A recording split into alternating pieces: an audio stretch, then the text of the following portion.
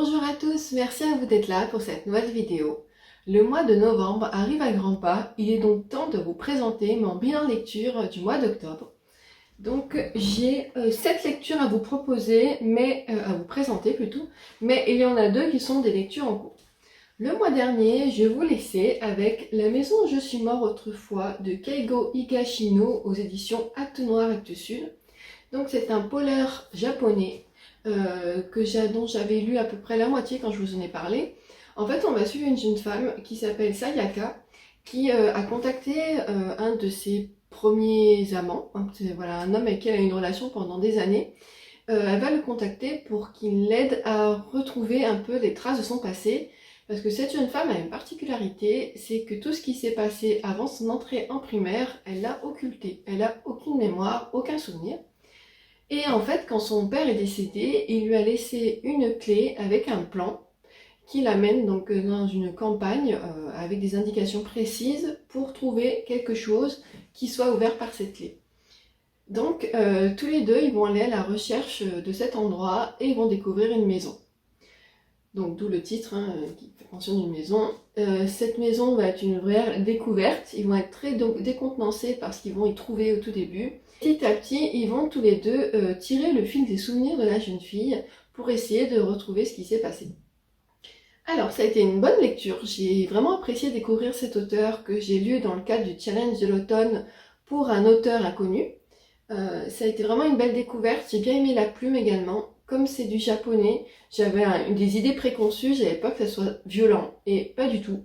Après, j'ai eu peur qu'il y ait des fantômes, mais pas du tout. C'est vraiment un policier, un roman noir, je dirais plutôt. Pas vraiment un policier parce qu'il n'y a pas d'enquête, mais plutôt un roman noir sur un secret de famille, sur de gros secrets de famille qui ont complètement bouleversé la vie de cette jeune femme au point qu'elle a complètement oublié ce qui s'est passé. Et ça a été une bonne découverte. Il y a quelques temps, j'en avais acheté un autre de cet auteur, mais je l'ai revendu. Je suis déçue du coup. Mais voilà, je verrai pour en lire d'autres, je pense, parce que j'ai vraiment beaucoup aimé cette lecture. Ensuite, en lecture commune avec Pamela, Manon et Lucie, j'ai lu La Duperie de Guenièvre de Kirsten White aux éditions de Saxus. Donc c'est un hardback qui est vraiment très très beau.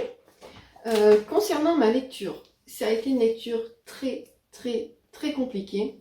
Pour pas abîmer mon hardback, je l'ai lu sur liseuse. Ouais, je fais souvent ça pour pas les abîmer. Et au début, j'ai cru que c'était un problème de mon fichier que j'avais de traduction. Et en fait, non. C'est vrai qu'à ce moment-là, la parution de ce livre de Saxus a changé beaucoup de personnes de son équipe éditoriale. Et ben, je peux comprendre, parce que c'est une catastrophe en traduction. Il y a des phrases qui n'ont ni queue ni tête. Je vous mettrai une capture d'écran d'une des phrases qu'une amie a pris en photo. C'est incompréhensible, vraiment incompréhensible. Moi, ça m'a gâché ma lecture, très clairement. J'ai failli abandonner. Sur une phrase, vous avez 2 temps différents. Vous passez du futur à l'imparfait, au présent, c'est n'importe quoi, j'avoue. Et vraiment, ça a éclipsé l'histoire. Donc dans cette histoire, on va suivre Guenièvre qui arrive à Camelot, qui va se marier au roi Arthur. Sauf que Guenièvre a une mission, elle a été envoyée par Merlin pour protéger le roi Arthur. Donc dès le début, on apprend très vite que Guenièvre n'est pas là pour rien, qu'elle va vraiment devoir faire son rôle de protectrice et que surtout, elle a des capacités particulières. C'est pas pour rien qu'elle a été élevée par Merlin. Donc voilà, il y a des combats, il y a des guerriers, il y a des chevaliers, il y a de la magie. Donc il y a vraiment tout autour de la légende arthurienne, il y a vraiment tous les ingrédients pour que ça soit un beau moment de lecture. Mais vraiment, la traduction, moi, elle m'a achevée. Je suis même pas sûre de lire la suite. J'hésite vraiment parce que je ressors avec un avis vraiment mitigé.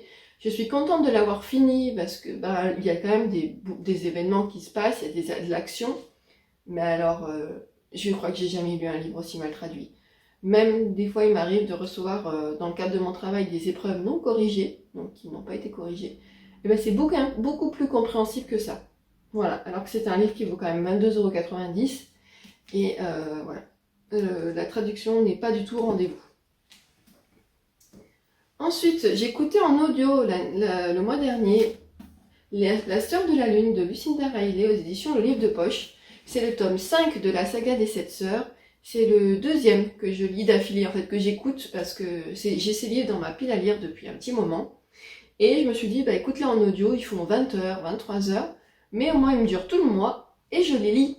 Donc dans celui-ci, on va suivre Taiji, qui est donc la cinquième des sœurs, qui est à Kinnaird, en Écosse, dans un manoir, où elle s'occupe d'élever des chats sauvages. D'élever. En fait, elle a pour but de les observer et d'essayer de les faire se reproduire. Et en parallèle à ça, on va la découvrir à la recherche de ses origines qui la mèneront dans les grottes de Sacremont en Espagne, au milieu de la culture gitane. On va suivre le présent de Taiji en Écosse, dans les Highlands, où du coup elle est dans ce manoir, où on la découvre, essayer de rechercher ses origines à travers un personnage qui surgit en Écosse. Et à côté de ça, on va suivre Lucia Aybaïsine, donc qui est une de ses ancêtres, qui est une grande danseuse de flamenco. Et on va du coup suivre l'histoire de ces deux femmes et comment sont liées indubitablement ensemble. J'ai beaucoup aimé ma lecture. C'est un de mes préférés, je pense. Parce qu'après, ça se passe en Espagne. Et bon, bah voilà, j'adore... comme j'ai d'origine espagnole, j'adore découvrir tout ce qui se passe en Espagne. Mais j'ai trouvé que ça sortait vraiment de ce qu'elle faisait d'habitude dans le lieu, dans la façon d'expliquer aussi. Et c'est quelque chose que je suis en train de retrouver dans le 6e que j'écoute. Du coup, je les enchaîne avec Sissi. Et c'est pareil, la construction est un peu différente, mais je vous en parle plus tard. Mais voilà, très très bonne lecture pour ce tome 5. Ensuite, dans le cadre toujours de mon challenge de l'automne, je voulais lire un livre doudou. Du coup, j'ai lu Une scandaleuse supercherie, une enquête de Béatrice Heideclar de Lynn Messina. C'est un tome 2, c'est publié aux Escales. Au mois de juin, j'avais lu le tome 1 que j'avais beaucoup aimé. En fait, ça avait été une grande surprise. J'étais partie avec des préjugés et en fait, ça m'a bien plu, vraiment bien plu pour un cozy mystery. Et dans celui-ci, donc, on retrouve Béatrice Heideclar qui va enquêter avec le duc Kesgrave. Voilà, je ne savais plus comment le prononcer. Donc ils vont se retrouver tous les deux à enquêter sur une nouvelle mort. En fait, Béatrice, en allant dans un journal, va se retrouver confrontée à un homme qui se fait assassiner d'un coup de poignard dans le dos. Elle n'est pas censée être là, donc elle va elle va tout passer sous silence, elle va rentrer chez elle, elle va rien dire à personne parce qu'elle était sortie sans l'approbation de sa famille. Mais elle va commencer à enquêter de son côté quand même, parce que elle a quand même découvert avec le premier tome qu'elle aimait utiliser son intelligence pour enquêter. Et donc elle va enquêter sur ce meurtre, ça fait beaucoup d'enquêtes, on est d'accord. Et donc elle va investiguer voilà, sur ce meurtre, et elle va se retrouver aux côtés du duc de Kesgrave, et vont tous les deux essayer de retrouver l'assassin. J'ai beaucoup aimé, il y a le tome 3 qui est sorti, qui est rose, le premier était vert, lui il est jaune, l'autre il est rose. Et je pense que je vais l'acheter. En plus, ils sont pas trop chers, ils sont à 15 € ceux-là. C'est des semi-poches. Et j'ai vraiment aimé. Je sais pas combien il y a de tomes, je sais pas, peut-être qu'au bout d'un moment, pour moi, la saga s'essoufflera. Mais pour l'instant, j'aime beaucoup. C'est pas prise de tête, c'est pas écrit de manière recherchée, mais on a de l'enquête, on a un petit peu d'amour. Ça se passe dans un Londres victorien, donc on a avec les us et coutumes où une femme ne peut pas sortir seule, elle doit être chaperonnée, où une femme n'a pas d'opinion, elle ne peut pas rentrer en conflit verbal de manière publique avec un homme. Donc voilà, il y a toutes ces manies aussi qui sont là. Il disait derrière que c'était un mélange de Jane Austen et de Chroniques de Bridgerton. Je dirais que c'est un mélange de Jane Austen et d'Agatha Christie. Donc voilà, très belle découverte avec cette saga, et donc ce tome 2 valide pour moi l'engouement que j'ai pour cette saga. Ensuite, dans le cadre toujours du challenge de l'automne, c'était lire un livre aux couleurs automnales. J'ai choisi ce livre parce qu'en fait j'avais envie de douceur également. J'ai lu Mémoire de la forêt, les souvenirs de Ferdinand Taupe de Michael Brun-Arnaud, illustré par Sanoé aux éditions L'École des loisirs dans la collection 9. Donc j'ai acheté ce livre à Paris au Renard Doré, qui est la librairie de l'auteur qu'il a fondé lui-même. J'avais vraiment envie de l'acheter là-bas. J'aurais pu le rencontrer, je lui aurais demandé un petit mot dedans, mais il n'était pas là. Mais voilà, j'avais vraiment à cœur d'acheter dans sa librairie, parce que je me suis dit, autant faire fonctionner son commerce, et c'est encore plus symbolique pour moi. Donc on va suivre Ferdinand Taupe, qui va dans une librairie qui est tenue par Monsieur Renard, Archibald de Renard précisément, qui est libraire de père en fils en fait. Son père et son grand-père tenaient la librairie avant. Et d'ailleurs j'aurais bien aimé vous montrer la photo. Voilà, la librairie est dans un arbre, ça a l'air vraiment féerique en fait. Et en fait, donc il s'occupe de sa librairie et un jour il voit arriver Ferdinand Taupe en panique à la recherche d'un livre. Donc il sort tous les livres des étagères, il met un souk pas possible dans la librairie que Archibald vient tout juste de ranger. Et en fait, il se rend compte que Monsieur Taupe cherche un livre qu'il a écrit, parce que c'est la particularité de cette librairie, c'est que les livres qui sont dedans n'existent qu'en exemplaires et ce sont les habitants de la forêt qui les ont écrits. Et en fait, il se trouve que ce livre, qui s'appelle Mémoire d'Outre-Taupe, est d'Outre-Terre, excusez-moi, le Mémoire d'Outre-Terre, et sont les mémoires de Ferdinand Taupe, et en fait on se rend compte que Ferdinand Taupe est frappé de la maladie de l'oubli-tout, donc il a une Alzheimer, on va dire, et en fait il est à la recherche désespérée de ses mémoires, et surtout de sa femme, Maude. Il ne sait pas où elle est passée, et il a besoin de ses mémoires pour savoir où elle est. Et donc, tous les deux, Archibald et Ferdinand, vont partir à la recherche des souvenirs de Ferdinand Taupe. Ils vont traverser la forêt.